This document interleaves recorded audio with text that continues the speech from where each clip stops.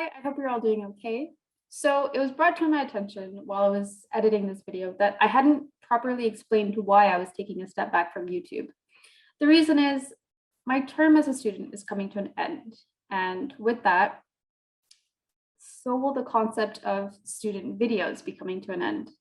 And that's why I created my channel in the first place, to have that kind of student element in my videos.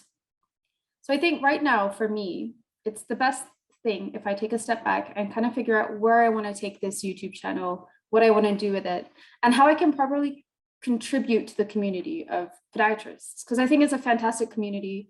It's been so incredibly supportive of me and other students, and I never want to lose that. I always want to be a part of that and contribute properly. So that being said, I hope you all enjoy my final video as a podiatry student, because I have a super fun guest and I had a lot of fun recording it. So yes, thank you so much for your support and love. I hope you all enjoy this final video. Bye. Brilliant. Thank you, Zoom.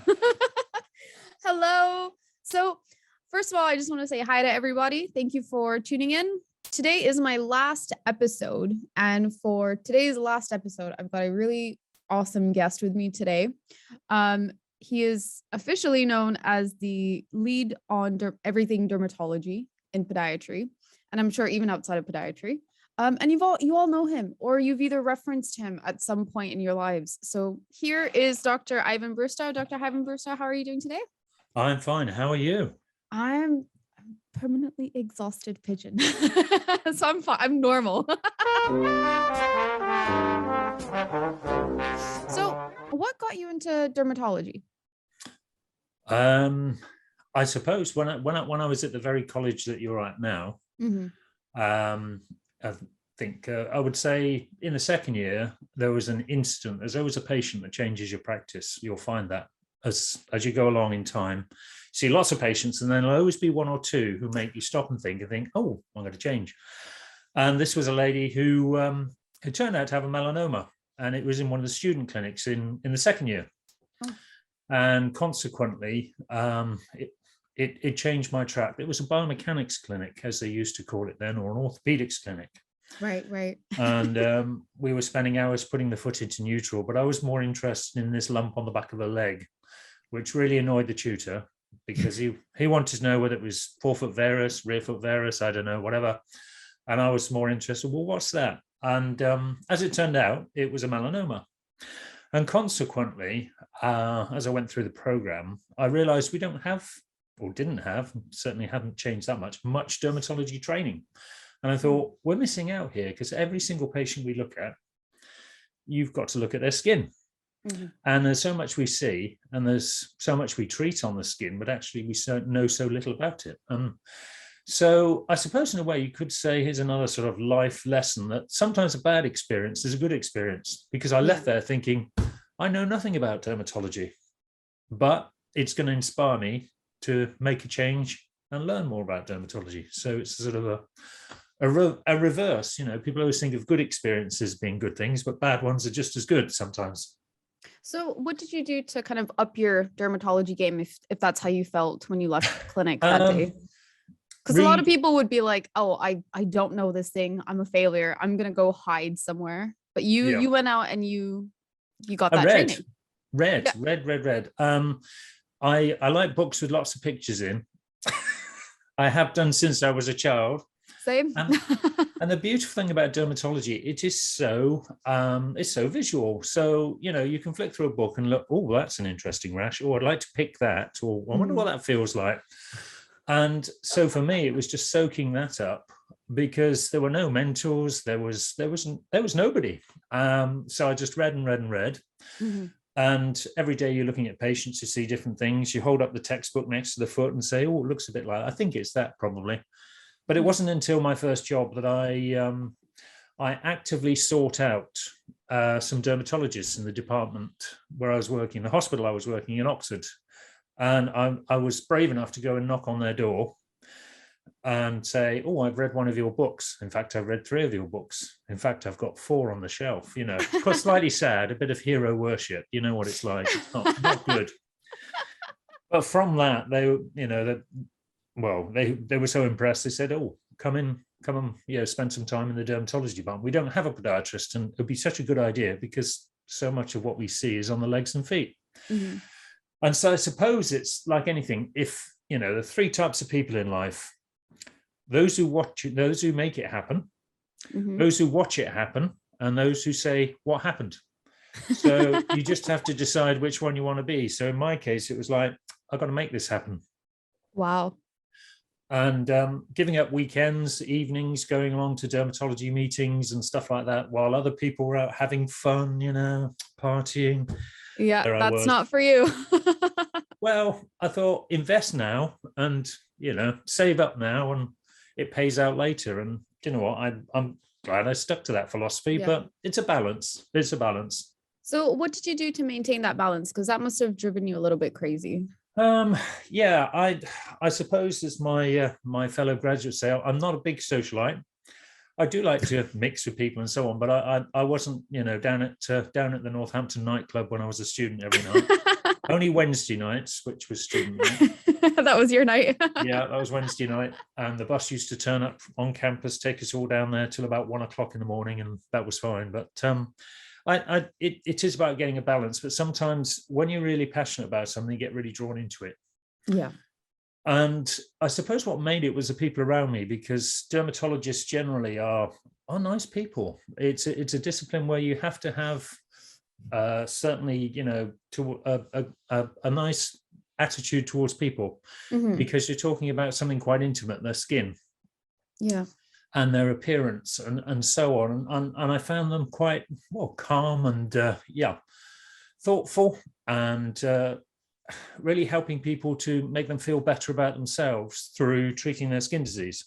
Okay. Which is not often the way we think about it. We think about curing a disease. We think about making that better. But when you can cure a skin rash, Mhm. patients feel a lot better about themselves. So it has a much more wider effect. It's a much bigger effect on their whole quality of life thing.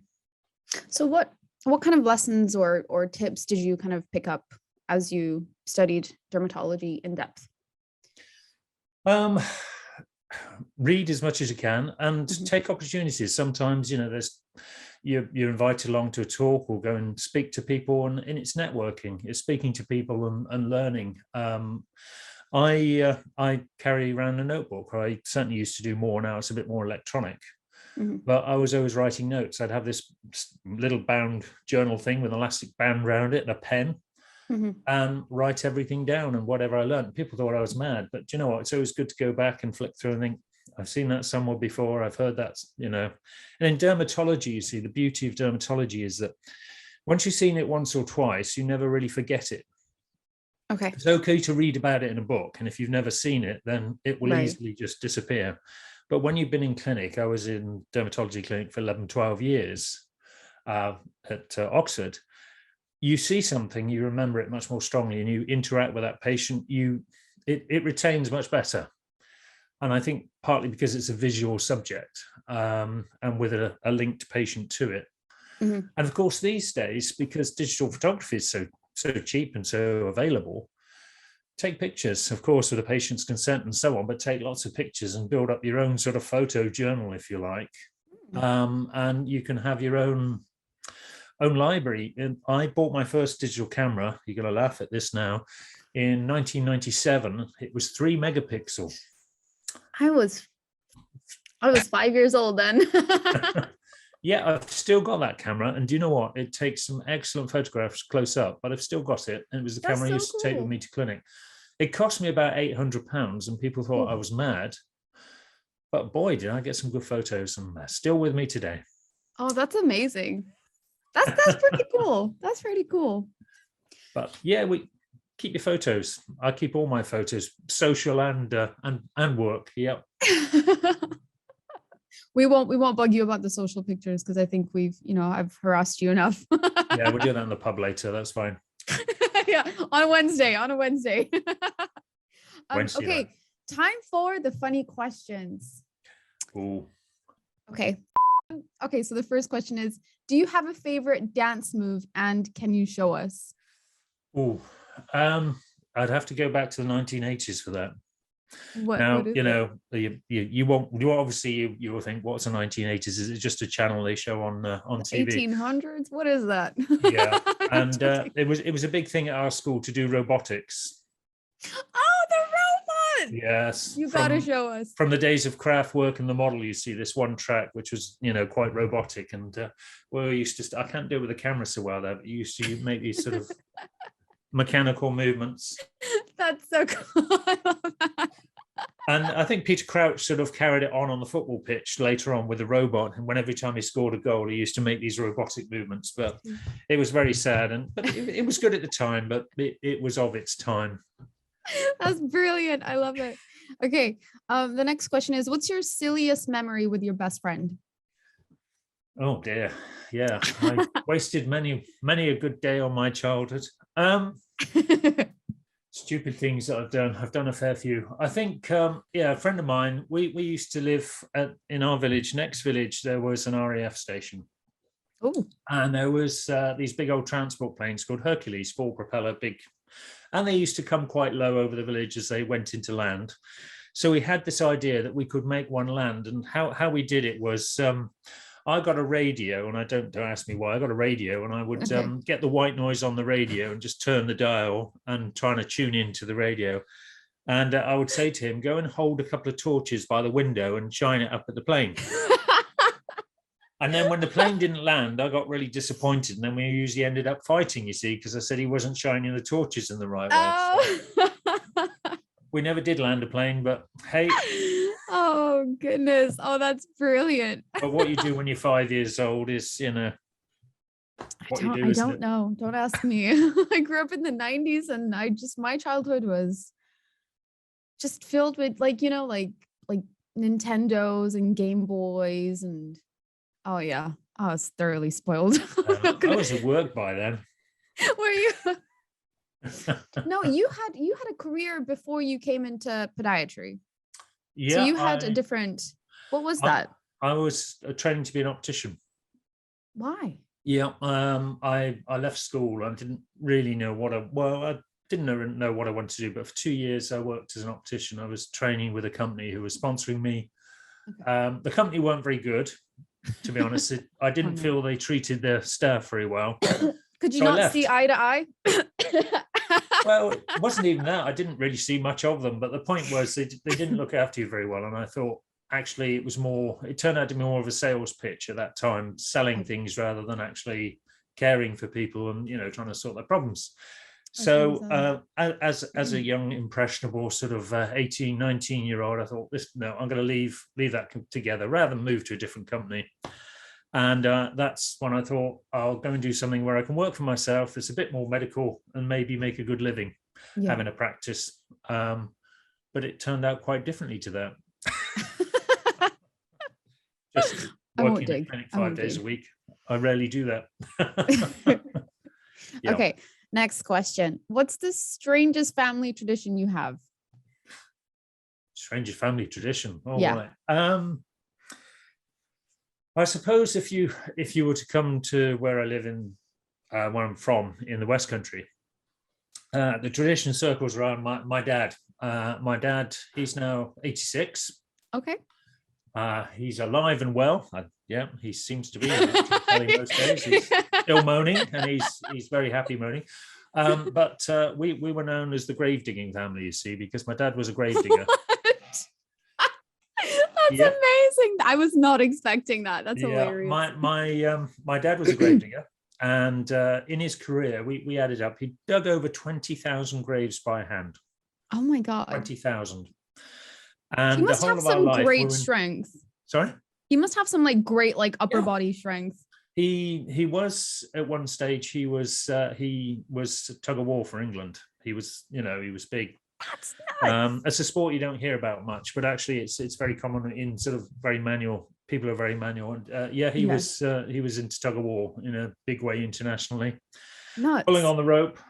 He was incredibly strong. Not like me, slightly different build to me. He's a lot shorter and a lot wider. Okay. I'm quite tall and not quite the same build. More like my mum, but.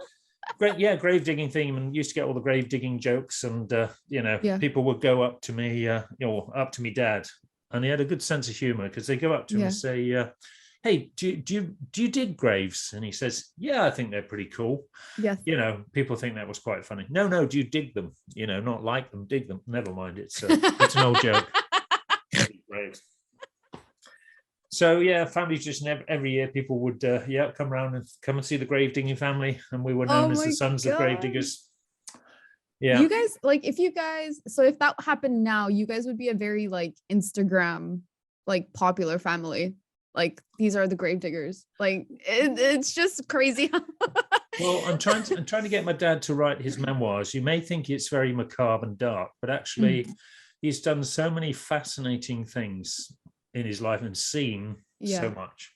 I would totally read that. And met so many people that I'm just trying to slowly draw it out of him, and we're going to have a book, Confessions of a Gravedigger. Lovely. I'll be the first to purchase that. Can you dig it? Yep. It just goes downhill from here because the jokes get cornier. If you were famous, what would you be famous for? I mean, that's kind of, we've already answered that question, I think. Yeah, I always believe in being happy. Okay. You sometimes you do jobs you don't like, but it's not about that. It's about your approach to it and being happy and putting up with it, because you always have to get to where you want to go. You have to sort of wade through some mud and some, do things you don't want to do. But if you can change your attitude towards it, and for me, comedy, and positive, and so as many of my students would tell you, probably, the biggest joke is they used to call me Harry Hill. They probably still do, actually, is my nickname amongst students. So I was going to get a shirt, you see, on today, and some dark glasses, and but I don't understand comedy, the reference. Comedy gets me through. Oh, brilliant. I love that. Okay. A last funny question. What interesting skill do you want to learn? I like to be different. Okay. As I live here in the New Forest, one of the traditions is, of course, wood. There's a lot of wood. And one of the things that, particularly as a man of a certain age you get into, you see, is you have a log burner. And then you realize that actually wood, there is quite an art to managing wood, to chopping wood, and to stacking wood. Now, you may not believe it. You think just you chuck wood in a pile, but actually you can do some quite artistic things with chopped wood. And there are books about the art of stacking wood. And if you read back in history, in Scandinavia, it's a big thing, wood stacking, because it's how men who used to work in the forest would select their partner, potential partners would see how they stack the wood, and then the measure of the man would be on how their wood stacks were, you see. I feel like this is leading to like some really just horrible joke. No. But it's, you have what I try and do, you can do things like put patterns. You can stack wood, but if you get wood of different colors, when you stack it in a big wall, you can make patterns. Oh, that's pretty cool. It's quite artistic. And you can stack wood so it dries quickly, so it burns nice. It's just a quiet little garden hobby. Gardening's good.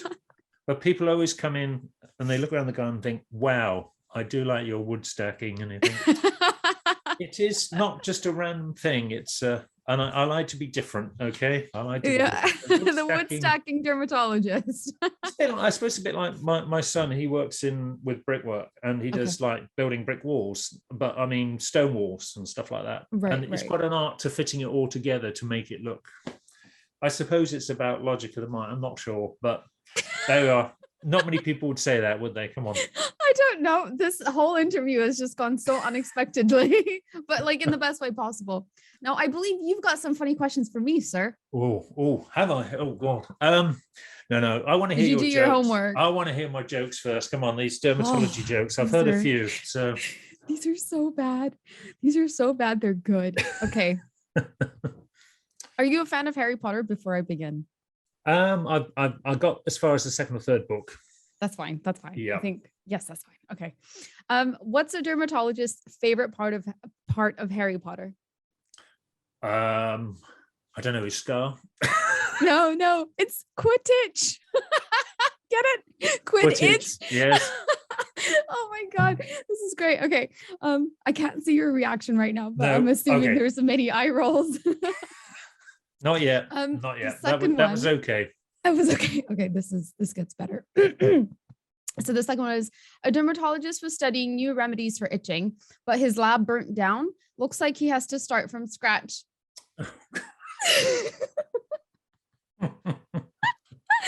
Okay, the last one. Go on Why then. did the kid with the rash not go on vacation?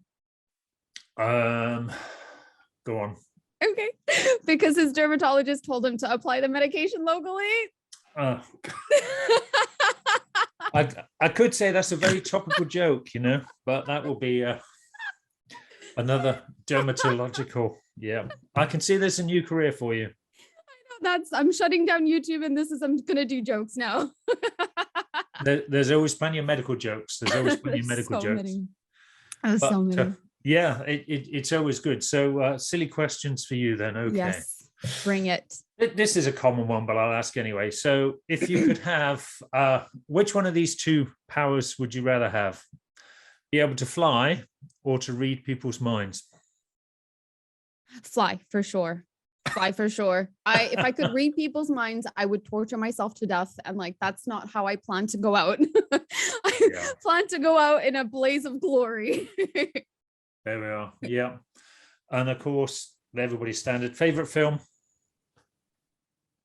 What's your favorite movie? My favorite movie, Fight Club.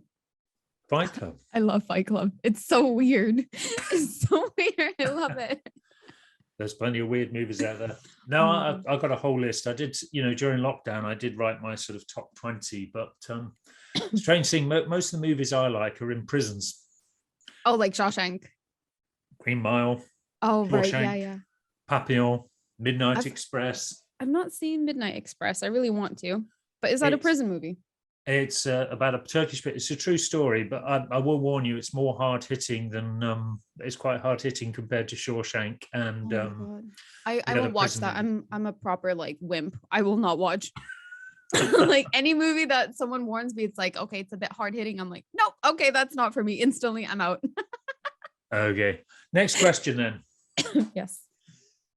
You set up your clinic. You qualify. You set up a clinic.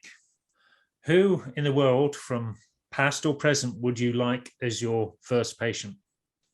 Past or present? Anybody alive or dead that you could bring back? Who would you like as your first patient as a qualified podiatrist? You think, wow, yes. I would. Oh my God. Oh my God. That's a tough question. Fantastic. Okay.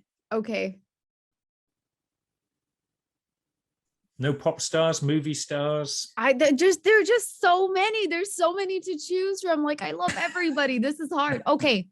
Princess Diana. That would be my first. Like, that would be, but then she would have to like be like the one to like cut the ribbon and open, kind of like initiate the whole, oh, this is her first day at her first clinic. Like, I'd have her do all the pomp and ceremony. That goes like proper bougie. Well, interesting thing about Diana, do you know what size feet she had? She had big feet, I think. Yeah. I think she had big feet. She had big feet, and I won't go by, patient confidentiality and all that, but she had big feet. I think it's about 8. She was an 8, you see, which whoa. But she's quite tall as well, so I feel like that worked out. Yeah, it's interesting though. If you look on Google, you can find out celebrity shoe sizes. So that's always a good icebreaker when you're talking. Do you know? You can have a quiz question of which celebrity's got the largest feet. Yeah. There you are. So Princess Diana. Okay. Yes.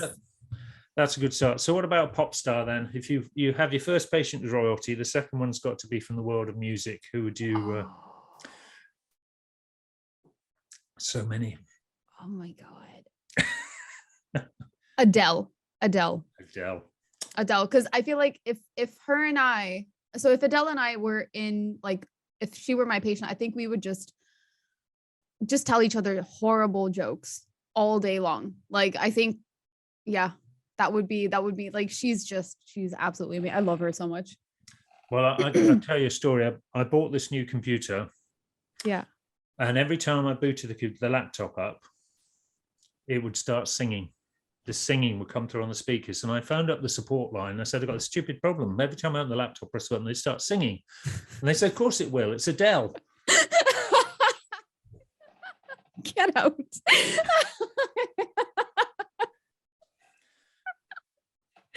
I can imagine it, Hector. You know, you're in clinic and she's coming along to your clinic and she's knocking on the door. Yeah. What's the first thing you say? Hello? These are just getting worse. This is getting worse. These are worse than like my dermatology jokes. I know. I didn't think that was possible. It's great.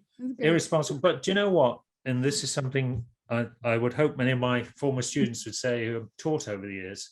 Yeah. One of the best ways to reinforce learning is through humor. Yeah, I 100% agree. 100%. If you can, do it in small chunks and then break it up with a stupid joke or a dad joke or anything like that, then that's the way you do it, Absolutely. I agree. But a bit of humor always makes you smile, and that's the main thing in life. You've got to be happy. Yeah, definitely. It makes your life just a lot more, and it makes you a lot more like enjoyable person to be around as well.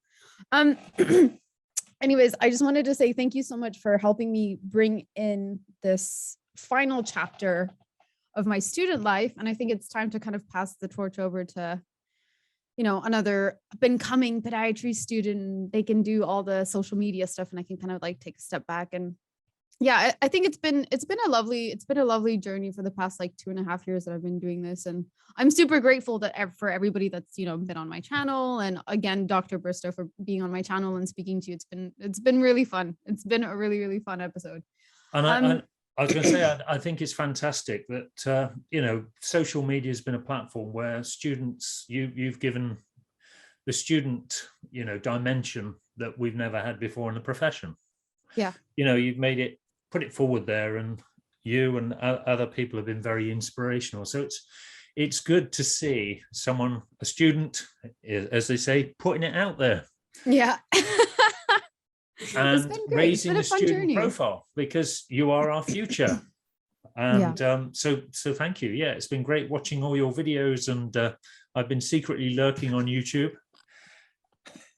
Brilliant. I love it. Awesome. Well, thank you so much. And thank you to everybody that supported my channel and subscribed and liked and shared and did all the good stuff that goes along with social media. I wouldn't be here without you guys. And thank you so much for today, Dr. Bristow. I hope you have a lovely day and see you later. Thank you. Bye-bye.